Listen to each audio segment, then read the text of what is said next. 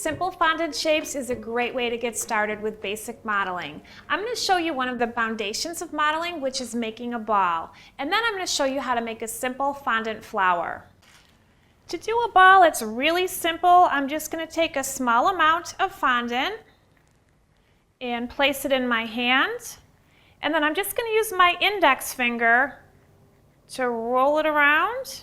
You don't want to press too hard or you could end up flattening your ball. And you could do these in a variety of different sizes. I'll do one that's a little bit smaller. As you can see, these are really simple. If you want to do a really large ball, you might find that you need to use more than just your index finger. It just depends on the size of the ball. You might get a better shape using more than the one finger.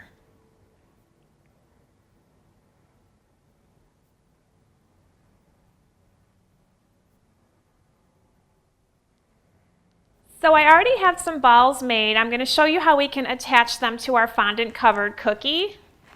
I'm going to use some water to attach them since the balls are still fresh. And then you could just gently press down to attach them.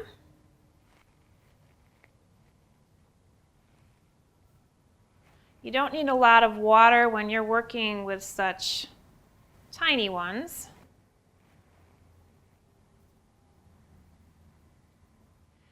So I finished putting all my fondant balls on my cookies, and you can see what a nice pretty effect that has. It's something that's real simple to do. You can just attach them and do it like a spray, and you can incorporate a lot of other colors.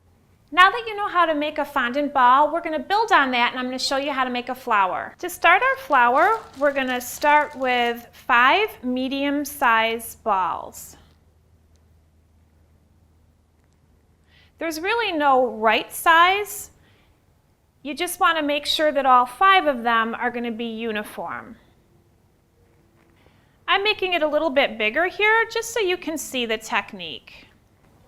You can make a bigger flower by using larger fondant balls. You just want to make sure that when you're making this size that they're all uniform. So now we have all of the balls ready. I'm just going to take a small paring knife and do a little indentation. If you're working with small children, you can also use a butter knife for this. I'm going to use the back side of the knife, and we really don't want to press down too hard. I'm just going to do a very slight indentation, and we'll do a couple of them here.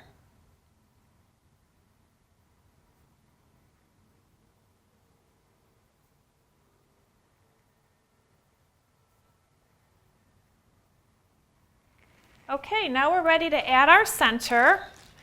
I've got some yellow fondant here that we're going to make a slightly smaller ball for the center. We don't want to make the center too small because then when we put all of our petals together, there might be a little bit of a gap in the center. Now we're ready to arrange our petals in a circle, and we want them all touching each other.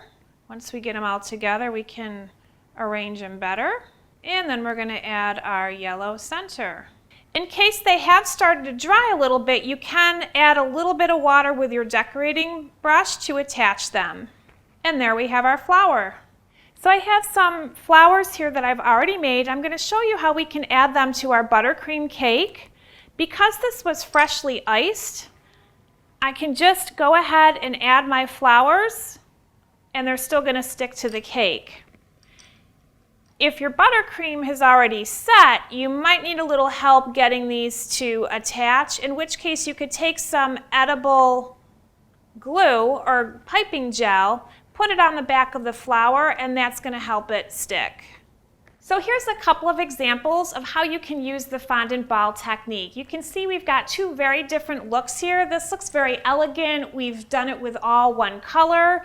And then you can switch it up by doing a little garland and adding a lot more color. This would be a great idea for a kid's cake. You can make it really festive. Now that you're feeling comfortable with the ball technique, check out our video on the fondant ladybug or the fondant bee.